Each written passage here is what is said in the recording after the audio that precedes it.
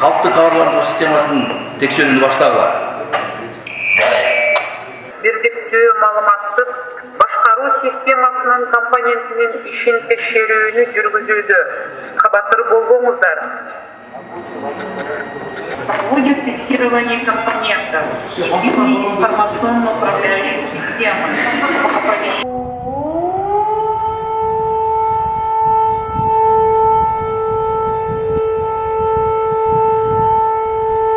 Окуп атасыңарды.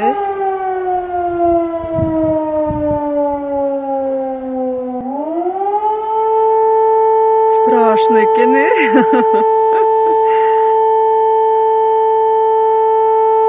Кырсык болбосун.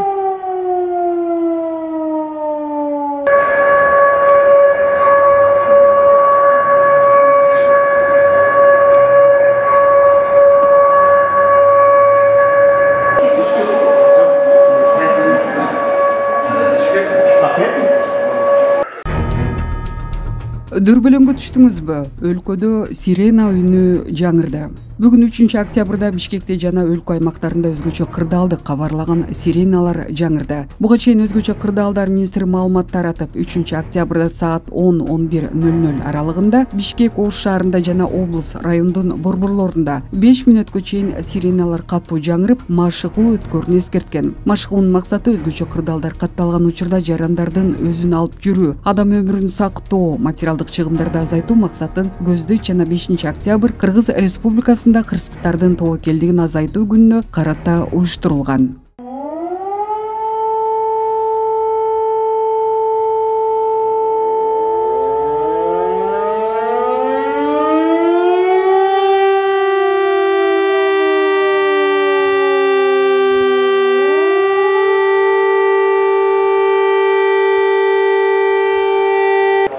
База биринчиге. База байлашта. Калктык кабарландыруу системасы ийгиликтүү текшерилди. Баарыңыздарга чоң рахмат.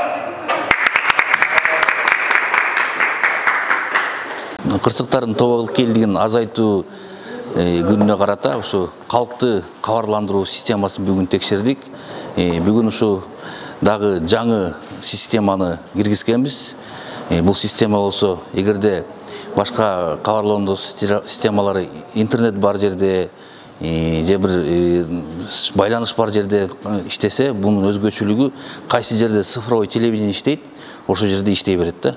Анын өзүнүн аккумулятору бар, 4-5 саатка чейин автономно иш жүргүзөт. Бүгүн аны текшердик, Кудай бурса өзүнүн жакшы жагынан көрсөттү. Андан бөлөк дагы перехват каналдардын телеберүүлөрдү токтотуп коюп, кайра берүүнү дагы текшердик. Бул болсо кайсы ушу цифровой телевидение кайсы канал болот, бардык өзгөчө кырдаал коркунучу келген учурда же катталган учурда токтотуп туруп, өзгөчө кырдаалдар министрлиги өзүнүн кабарларын бере алат. Андан бөлөк ушу бүгүн Бишкек жана Ош шаарындагы биздин сиреналарды текшердик. Бул сиреналар болсо ушу